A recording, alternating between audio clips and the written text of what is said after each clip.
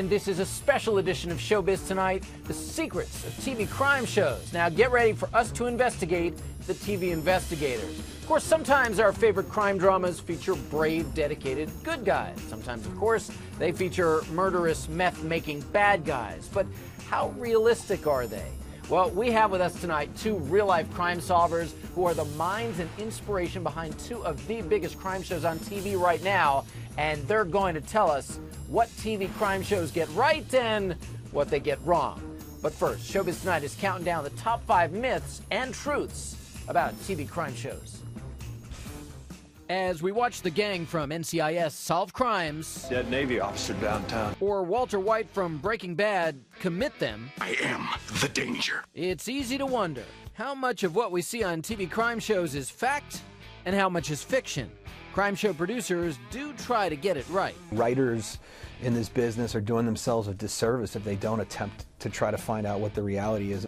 Still, just like criminals on CSI, sometimes we have to wait for a killer to make a mistake. TV crime shows make some factual mistakes too. So, in our Showbiz Countdown, we're investigating TV crime shows, myths or truths.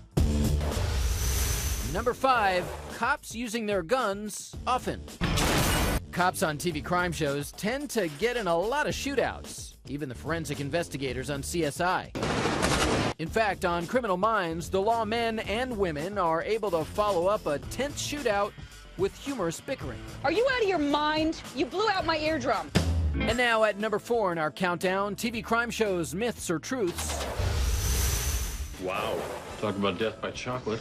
Cops making jokes at gruesome murder scenes. So that red stuff's not raspberry sauce. Okay, Castle's a writer, not a cop, so we'll excuse his corny crime scene jokes. But what was Horatio Cain's excuse on CSI Miami? It's as cold as ice. Do real cops make crime scene jokes? And are they really followed by a song by The Who? And now at number 3 in our countdown, TV crime shows, myths or truths. Extremely prolific murderers. In Breaking Bad's first few seasons, Walt White's body count soared well into the double digits. And Dexter's? I prefer death. We stopped counting at 30. Do Dexter and Walt even have police in their hometowns? Number 2 in our countdown, TV crime shows, myths or truths. Crime scene evidence is always found, collected, and analyzed quickly. There's something in here. On CSI, the technicians can locate crucial clues after only seconds at a crime scene. Did you notice? For a female ghost hunter from earlier was missing an earring. While back at the lab, fingerprint matches You got prints? Victim's partner. and complex lab analysis take about as long as it does to get a pizza delivered. Histology results of the tissue reveal fluid loss from damaged blood vessels. And speaking of CSI, here is number 1 in our countdown, TV crime shows, myths or truths. Forensic labs are modern and well-equipped. The gleaming TV crime labs, like the one we see on CSI, are certainly very high-tech and sleek, but that's one of the things we see on TV crime shows all the time. Are they myths or truths? Only the real cops know for sure. No need now. The verdict is in.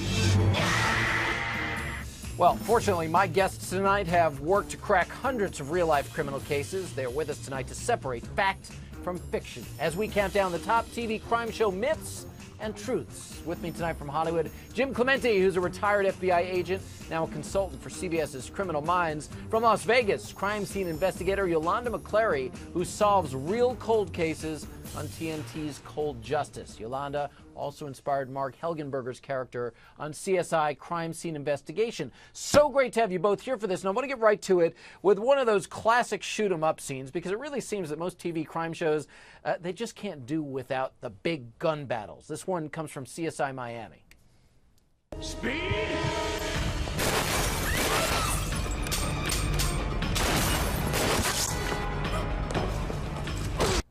Pretty typical on TV. We get the gun-toting bad guy really risking it all to battle it out with the law. Yolanda, the first secret we want you to reveal is this.